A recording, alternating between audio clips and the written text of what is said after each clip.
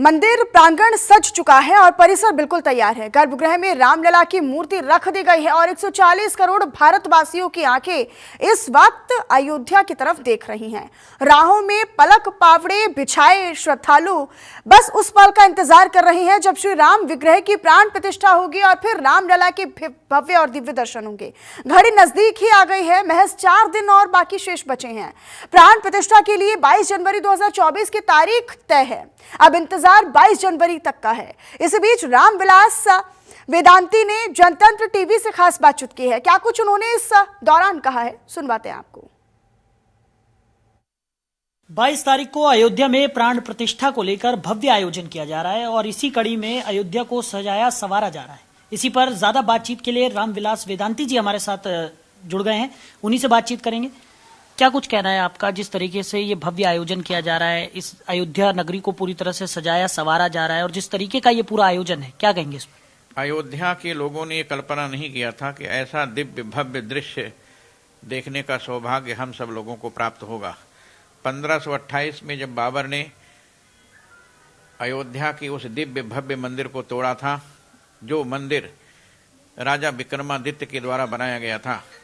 राजा विक्रमादित्य ने 84 कसौटी के खंभे पर विश्व का सबसे बड़ा मंदिर बनाया था, जिस मंदिर के शिखर पर चंद्रकांता मणि लगी हुई थी।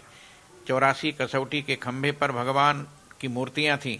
हनुमान जी की मूर्ति, दुर्गा जी की मूर्ति, 12 भगवान की मूर्ति, गरुड़ भगवान की मूर्ति, विष्णु भगवान की मूर्ति, 12 नरसिंह भगवान की मूर्ति, धनुष बाण के चिन्ह, शंख चक्र गदा पद्म के चिन्ह थे। ये बात मैंने सन 2005 में राम जन्मभूमि की जब गवाही दिया था, उसमें हाई कोर्ट के जजों ने पूछा था कि क्या प्रमाण है कि अयोध्या में रामलला का जन्म हुआ था। तब मैंने बताया था कि ये वाल्मीकि रामायण में लिखा हुआ है। कोसलो नाम मुदित स्फीतो जनपदो महान निविष्ट सरयू तीरे प्रभुत धनधान्यवान अयोध्या नाम नगरी तत्रासी लोक विश्रुता मनुना मान वेन्द्रेणे यापुरी निर्मिता स्वयं आयता 10 द्विच योजनानि महापुरी श्रीमती तीर्णविस्तीर्णा सुविभक्त महापथा। वाल्मीकि रामायण की इन श्लोकों की व्याख्या रामायण मीमांसा में श्री हरिहरानंद सरस्वती पूज्य करपात्री जी महाराज ने सतयुग त्रेता द्वापर कलयुग की गणना के अनुसार 1,81,60,65 वर्ष पहले रामलला का जन्म राम जन्मभूमि पर हुआ था। उन प्रमाणों के आधार पर यह सिद्ध हो गया है कि जहां रामलला विराजमान वहीं राम की जन्मभूमि है। और इसके बाद सन 49 में आज़ादी के बाद 22/23 दिसंबर की रात्रि को हमारे पूज्य गुरुदेव श्री अभिराम दास जी महाराज ने 5 महात्माओं के साथ राम जन्मभूमि पर रामलला को प्रकट किया। लेकिन रामलला के प्राकट्य होने के बाद 23 दिसंबर को सवेरे भारत के तत्कालीन प्रधानमंत्री पंडित जवाहरलाल नेहरू ने उत्तर प्रदेश के मुख्यमंत्री गोविंद वल्लभ पंत को कहा कि जाकर रामलला की मूर्ति को हटवा दो। और गोविंद वल्लभ पंत रामलला की मूर्ति को हटाने के लिए अयोध्या आ रहे थे। फैजाबाद के शहादतगंज में उस समय के तत्कालीन सिटी मजिस्ट्रेट ठाकुर गुरदत्त सिंह जी ने उनको रोक दिया। कहा यदि अयोध्या जाएंगे तो अयोध्या में इस समय गोरखपुर के महंत दिग्विजय नाथ जी आ गए हैं हजारों लोगों को लेकर। रामलला की मूर्ति को हटने नहीं देंगे तो दंगा हो जाएगा। ऐसी स्थिति में आपको अयोध्या आना ठीक नहीं है। और ठाकुर गुरदत्त सिंह जी ने उनको वापस लखनऊ भेज दिया। और 30 दिसंबर सन 49 को ठाकुर गुरदत्त सिंह ने अपने पद से त्यागपत्र दे दिया। और यहाँ अयोध्या के हजारों लोग चारों ओर से घेर कर रामलला को बैठ गए। किसी कीमत पर जब तक जिंदा रहेंगे तब रामलला की मूर्ति नहीं हटेगी। और नहीं हटी। तब से लगातार मुकदमा चलता रहा।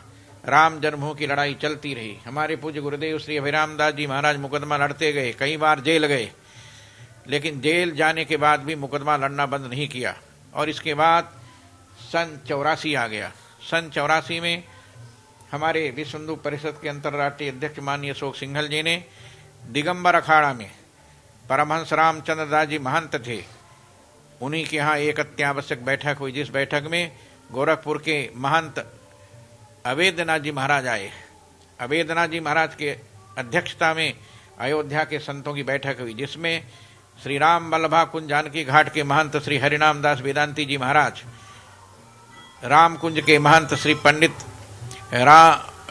अखिलेश्वर दास जी महाराज, मानसम मार्तंड रामायणी प्रेमदास जी महाराज, लक्ष्मण किलाधीश स्वामी सीताराम शरण जी महाराज, गोलाघाट के पूज्य महंत राम सूरत शरण जी महाराज और हमारे अयोध्या के प्राय सभी संत और महंत लोग दिगंबर अखाड़ा में उपस्थित हुए। और सबके सामने अशोक सिंघल जी ने कहा कि हम चाहते हैं कि अयोध्या में कोई संत और महंत तैयार हो जिसको राम जन्मभूमि मुक्ति यज्ञ समिति का अध्यक्ष बनाया जाए। लेकिन उसमें कांग्रेस की सरकार थी। कांग्रेस की सरकार के डर के मारे जब अयोध्या का कोई संत महंत तैयार नहीं हुआ, तब अशोक सिंघल जी के सामने पूज्य महंत अवेद्यनाथ जी ने कहा कि हमको गोरखनाथ मंदिर की चिंता नहीं, हमको राम लला की चिंता है, इसलिए हम अध्यक्ष बनने के लिए तैयार हैं। और सर्वसम्मत से पूज्य महंत अवेद्यनाथ जी महाराज को राम जन्मभूमि मुक्ति यज्ञ समिति का अध्यक्ष बनाया गया और आंदोलन प्रारंभ हुआ। पहला आंदोलन जनकपुर से प्रारंभ हुआ। जनकपुर से राम जानकी रथ चला और पूरे देश में घूमा। अयोध्या भी आया, लखनऊ गया, लखनऊ के रूमिला पार्क में बहुत बड़ी सभा हुई। सारे संत लोग वहां जुटे हुए थे। सत्यमित्रानंद गिरी जी भारत माता मंदिर के संस्थापक, उसमें स्वामी वामदेव जी महाराज, स्वामी परमानंद जी महाराज, उडुपी विश्वेश तीर्थ जी महाराज, मध्वाचार्य, हमारे अयोध्या से सभी संत महात्मा लोग वहां गए हुए थे। और ये निर्णय हुआ कि राम जन्मभूमि की लड़ाई लड़ी जाए, इसलिए राम लला का मंदिर बनना बहुत जरूरी है। सारे देश में अभियान चला और सन 1992 आ गया। सन 1992 में 5 दिसंबर को इसी हिंदू धाम में पूज्य महंत अवेद्यनाथ जी की अध्यक्षता में एक बैठक हुई। सायंकाल 5 बजे से 11 बजे तक बैठक चली, जिसमें अशोक सिंघल जी, आचार्य गिरिराज किशोर जी, ओंकार भावे जी, आचार्य धर्मेंद्र जी और हमारे परमहंस रामचंद्र दास जी महाराज, स्वामी परमानंद जी, ऋतंभरा, उमा भारती, इस सारे लोग वहां उपस्थित थे। और ये निर्णय हुआ कि हाई कोर्ट का मामला, इसलिए हम सब लोगों को कार सेवा में एक मुट्ठी बालू राम चबूतरे पर रखना है। लेकिन महंत अवेद्यनाथ जी ने, आचार्य धर्मेंद्र जी ने यह प्रस्ताव स्वीकार नहीं किया। हमने भी कहा नहीं, कार सेवक लोग आए हैं ढांचा तोड़ने के लिए, इसलिए कि जब तक ढांचा रहेगा तब तक मंदिर का निर्माण नहीं हो सकता, इसलिए ढांचा तोड़ना बहुत जरूरी है। और ये हो गया कि ढांचा टूटना चाहिए। 6 दिसंबर को हम लोग प्रातःकाल 8 बजे पहुंच गए। महंत अवेद्यनाथ जी और अशोक सिंघल जी मेरी गाड़ी से वहां पहुंचे थे और वहीं पर गौरी गणेश का पूजन प्रारंभ हो गया। सारे संत महात्मा लोग उपस्थित थे और इसके बाद 10 बजे तक पूजन चला, अर्चन चला, बंदन चला। और इसके बाद राम जन्मभूमि न्यास के द्वितीय अध्यक्ष परमहंस रामचंद्र दास जी महाराज से कहा गया कि आप जाकर के संकल्प कराइए। लेकिन लाखों राम भक्तों की भीड़ को देखकर किसी की हिम्मत नहीं पड़ी जाने की। तब महंत अवेद्यनाथ जी से कहा गया कि आप जाइए संकल्प कराइए, वो भी तैयार नहीं हुए। शंकराचार्य जी से कहा गया, वो भी तैयार नहीं हुए। सब लोगों से कहा गया, बारी बारी से कोई तैयार नहीं हुआ। तब महंत अवेद्यनाथ जी ने, अशोक सिंघल जी ने कहा, वेदांती जी आप जाइए, और हमको संकल्प पत्र दिया गया। उसी समय महाराष्ट्र के राम भक्तों ने, बजरंग दल ने, राष्ट्रीय स्वयंसेवक संघ ने, कर्नाटक के, केरल के, आंध्र प्रदेश के, तमिलनाडु के, दक्षिण भारत के लोग टूट पड़े। और मैं कैसे पहुंचा रामकथा मंच तक मुझे पता नहीं चला, मैं पहुंच गया। इधर लोहे की पाइप उखाड़ उखाड़ कर राम भक्त लोग ढांचा पर चढ़ गए। मैंने जाकर संकल्प कराया और संकल्प कराने के बाद नारा दिया, राम नाम सत्य है, रामलला का ढांचा ध्वस्त है। ये नारा लग रहा था, तब तक महंत अवेद्यनाथ जी पहुंच गए, अशोक सिंघल जी मंच पर पहुंच गए और नारा लगने लगा। ढांचा टूटना शुरू हो गया। उसी समय राजमाता विजयराजे सिंधिया जी आ गई, अडवाणी जी आ गए, जोशी जी आ गए, माननीय सुदर्शन जी भी आ गए। सारे लोग वहां पर हमसे लाउड स्पीकर लेकर राजमाता विजयराजे सिंधिया ने कहा, राम भक्तों आप लोग ढांचा से नीचे उतर आइए, आपकी कार सेवा पूरी हो गई। लेकिन कोई सुना नहीं। तब अडवाणी जी ने भी कहा, आप भी लोग उतर आइए, उनकी बात भी कोई नहीं सुना। फिर डॉक्टर मुरली मनोहर जोशी ने कहा कि आप लोग कार सेवा करके नीचे उतर आइए, पूरी हो गई कार सेवा। लेकिन कोई किसी की बात मानने को तैयार नहीं था। तब अडवाणी जी ने जोशी जी से कहा कि आप अंग्रेजी में बोलिए, जो ये दक्षिण भारत के लोग हैं, हिंदी नहीं समझते हैं। और इसके बाद डॉक्टर मुरली मनोहर जोशी ने अंग्रेजी में भाषण दिया। लेकिन कौन अंग्रेजी हिंदी समझता है? वहां तो एक ही बात समझ में आ रही थी कि ढांचा तोड़ो, जब तक ढांचा रहेगा तब तक मंदिर का निर्माण नहीं होगा। और सायंकाल 5 बजे तक वो ढांचा टूट गया। ढांचा टूटने के बाद हम लोगों ने कार सेवा प्रारंभ कर दिया। कार सेवा मलबा हटाया, मलबा हटाकर चबूतरा बनाया, चबूतरा बनाकर भगवान रामलला का सिंहासन बनाया, सिंहासन बना करके त्रिपाल लगाई, त्रिपाल लगाने के बाद 1:30 बज गए और रात्रि को 6 दिसंबर को रात्रि को 1:30 बजे मैंने 7 दिसंबर लग गया। और राम चबूतरा बना करके राम चबूतरा पर हमारे बड़े गुरु भाई आचार्य सत्येंद्र दास जी उसमें पुजारी थे, उन्होंने रामलला को अपनी गोदी में ले लिया था जब ढांचा टूट रहा था। और इसके बाद आचार्य सत्येंद्र दास जी ने वहां पर सुंदर वैदिक मंत्रों के द्वारा रात्रि को 1:30-2 बजे के बीच में भगवान रामलला की प्राण प्रतिष्ठा हुई, स्थापना हुई और फिर आरती हुई और आरती करने के बाद फिर हम लोग चले गए। इसके बाद कर्फ्यू लग गया और बाद में हम सब लोगों की गिरफ्तारी हो गई। ये मामला चलता रहा चलता रहा चलता रहा और इसके बाद 1996 में पहली बार मैं सांसद बना और पहली बार माननीय अटल बिहारी वाजपेयी देश के प्रधानमंत्री बने 13 दिन के लिए, फिर दूसरी बार प्रधानमंत्री बने, फिर तीसरी बार प्रधानमंत्री बने और इसके बाद राम जन्मभूमि की खुदाई चालू हो गई। नासा के उपग्रह ने देखकर बताया था कि जहां रामलला विराजमान है वहां पर अष्टकोण कमल के समान एक मंदिर है जिसमें शिव जी हैं और खुदाई में वो मिला। राम जन्मभूमि के चित्र मिले, राम जन्मभूमि की सब पूरा खुदाई में मिला, लेकिन बाबरी मस्जिद एक्शन कमेटी के लोग तैयार नहीं हुए। हाई कोर्ट में मुकदमा चला और मुकदमा में पक्ष में आया निर्णय, लेकिन 3 जगह बांट दिया हाई कोर्ट ने। बाबरी मस्जिद एक्शन कमेटी को कुछ भाग निर्मोही अखाड़ा को, कुछ भाग रामलला को दिया। हम लोगों ने स्वीकार नहीं किया और मुकदमा गया सुप्रीम कोर्ट में और सुप्रीम कोर्ट में मुकदमा चलता रहा।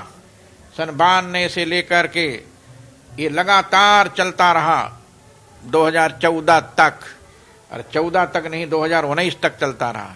2014 में भारतीय जनता पार्टी ने निर्णय लिया कि गुजरात के मुख्यमंत्री नरेंद्र मोदी जी को भारत का प्रधानमंत्री बनाया जाए और 2014 के चुनाव में मोदी जी ने घोषणा किया सबका साथ, सबका विकास, सबका विश्वास, सबका प्रयास। परिणाम ये हुआ कि मोदी जी की बात का सब लोगों ने विश्वास किया और 2014 के चुनाव में भारी बहुमत के साथ नरेंद्र मोदी जी को भारत का प्रधानमंत्री बनाया गया। भारत का प्रधानमंत्री बनने के बाद मोदी जी 5 साल तक पूरे देश का अध्ययन किया, समाज का अध्ययन किया और इसके बाद 2019 के चुनाव में मोदी जी फिर भारी बहुमत के साथ चुनाव जीते। पहला काम किया 5 अगस्त 2019 को 370 धारा समाप्त किया, 35 समाप्त किया, 3 तलाक समाप्त किया और 9 नवंबर 2019 को भारत के 5 सुप्रीम कोर्ट के जजों ने निर्णय दिया कि जहां रामलला विराजमान वही राम की जन्मभूमि है। और अंततोगत्वा भारत सरकार को आदेश दिया कि भारत सरकार एक नया ट्रस्ट बनाकर उसके द्वारा भव्य रामलला के मंदिर का निर्माण करे। और भारत के माननीय प्रधानमंत्री नरेंद्र मोदी जी ने पार्लियामेंट में एक विधेयक ला करके एक ट्रस्ट का निर्माण किया, जिस ट्रस्ट का नाम श्री राम जन्मभूमि तीर्थ क्षेत्र रखा। और इसके बाद 2020 में 5 अगस्त को राम जन्मभूमि पर भारत के माननीय प्रधानमंत्री जी ने भूमि पूजन किया, शिलान्यास किया और मंदिर बनना प्रारंभ हो गया। और अब मंदिर बनकर गर्भगृह तैयार हो चुका है। गर्भगृह में स्वर्ण फाटक लग चुके हैं, स्वर्ण का सिंहासन बन चुका, स्वर्ण की दीवारें बन गई। वहीं पर 22 जनवरी को 12:15 के बाद भारत के माननीय प्रधानमंत्री नरेंद्र मोदी जी भगवान राम लला की प्राण प्रतिष्ठा करेंगे। इसको देखने के लिए विश्व के 101 देश के लोग 22 जनवरी को अयोध्या में विराजमान रहेंगे। भारत के हर प्रांतों के महात्मा लोग, संत लोग, महामंडलेश्वर लोग उपस्थित रहेंगे, हर संप्रदाय के लोग रहेंगे। और ऐसे मंगल में दिव्य अवसर पर माननीय प्रधानमंत्री जी के द्वारा भगवान की प्राण प्रतिष्ठा होगी। भगवान के मंगल में दिव्य रूप को, अलौकिक रूप को, भव्य रूप को दुनिया के लोग अपनी आंखों से देखेंगे। अयोध्या के विकास के लिए मोदी जी ने अब तक 85,000 करोड़ रुपया का पैकेज दिया है। ये जो अयोध्या का राम पथ देख रहे हैं, भक्ति पथ देख रहे हैं, रिंग रोड देख रहे हैं, सरजू का किनारा देख रहे हैं, राम की पैड़ी देख रहे हैं, ऐसा दृश्य अयोध्या के लोगों ने कभी देखा नहीं था। ऐसा मंगलमय दिव्य सौभाग्य हम सब लोगों को देखने को मिलेगा, देश की जनता को देखने को मिलेगा। लेकिन दुर्भाग्य है कि आज कांग्रेस ने आतंकवाद का समर्थन कर दिया, हमास का समर्थन कर दिया, लेकिन राम जन्मभूमि का विरोध कर दिया। कांग्रेस ने हमेशा धर्म का विरोध किया है, कांग्रेस ने हमेशा सनातन का विरोध किया, हिंदुत्व का विरोध किया है। कांग्रेस ने तो केवल इस्लाम का समर्थन किया, कांग्रेस ने केवल भारत पाकिस्तान के विभाजन का समर्थन किया, कांग्रेस ने बांग्लादेश का समर्थन किया, आतंकवादियों का समर्थन किया। कांग्रेस ने मानवता का समर्थन नहीं किया, कांग्रेस ने दानवता का समर्थन किया। उसी का परिणाम है कि आज कांग्रेस राम जन्मभूमि का बहिष्कार कर रही है। ये दुर्भाग्य है। मोदी जी ने कहा था कि अब कांग्रेस के जाने का समय आ गया है, और मुझे ऐसा लगता है कि 2024 के चुनाव में कांग्रेस पूरी तरह से साफ हो जाएगी, और 2024 में मोदी जी 400 के पार सीट लाकर फिर से तीसरी बार भारत के प्रधानमंत्री बनेंगे। और तीसरी बार प्रधानमंत्री बनने के बाद जनसंख्या नियंत्रण कानून लागू होगा, समान नागरिक संहिता लागू होगी। और महात्मा गांधी ने कहा था कि आजादी के बाद भारत को राम राज्य घोषित किया जाएगा, लेकिन आजादी के 60 वर्षों तक कांग्रेस का शासन रहा, कभी राम राज्य की घोषणा नहीं हुई। और मुझको विश्वास है कि मोदी जी तीसरी बार जब प्रधानमंत्री बनेंगे तब महात्मा गांधी के स्वप्न को साकार करने के लिए भारत को राम राज्य की घोषणा करेंगे। और मोदी जी ने G20 में एक घोषणा किया था, वसुधैव कुटुंबकम, संपूर्ण वसुधा को मैं अपना परिवार मानता हूं, कुटुंब मानता हूं। इसलिए संपूर्ण वसुधा के लोग जिनको अपना कुटुंब बनाया मोदी जी ने, वो आ रहे हैं 22 जनवरी को। वो सब लोग अपनी आंखों से भगवान रामलला की प्राण प्रतिष्ठा होते हुए देखेंगे। यह सौभाग्य हम सब लोगों को मिलेगा। अच्छा वेदांती जी, आपने 500 सालों का जो संघर्ष था वो यहाँ पर उसकी कहानी हमें बताई, और बेहद ही महत्वपूर्ण ये संघर्ष रहा है। बड़े उतार चढ़ाव आप लोगों ने देखे हैं, और उसके बाद अब जब ये मंदिर का निर्माण किया जा रहा है, जिस तरीके से निर्माण किया जा रहा है, अयोध्या का स्वरूप यहाँ पर बदल रहा है, और जिस तरीके से विकास के पथ पर अयोध्या आगे बढ़ रहा है, अयोध्या के नजरिए से अगर हम बात करें तो कितना बदलाव आप देखते हैं पहले की अयोध्या में, अब की अयोध्या में? क्योंकि अब जब हम अयोध्या में कदम रखते हैं तो आजकल तो ऐसा लग रहा है जैसे त्रेता युग में हम सोचते हैं कि इस तरीके की अयोध्या रही होगी, वैसे ही देखने को भी मिल रही है। देखिए, त्रेता युग की अयोध्या का वर्णन श्रीमद् वाल्मीकि रामायण में किया गया है, और मुझे ऐसा लगता है कि भारत के माननीय प्रधानमंत्री जी ने वाल्मीकि रामायण का अध्ययन किया, और इसीलिए अयोध्या एयरपोर्ट का नाम महर्षि वाल्मीकि के नाम पर रखा।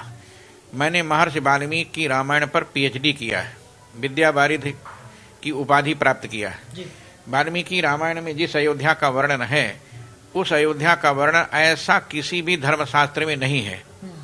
महर्षि वाल्मीकि ने एक एक कण का वर्णन किया है, एक एक मकान का वर्णन किया, एक एक सरयू के घाटों का वर्णन किया है। ऐसा वर्णन दुनिया के किसी ग्रंथ में नहीं है जैसा वर्णन वाल्मीकि रामायण में है।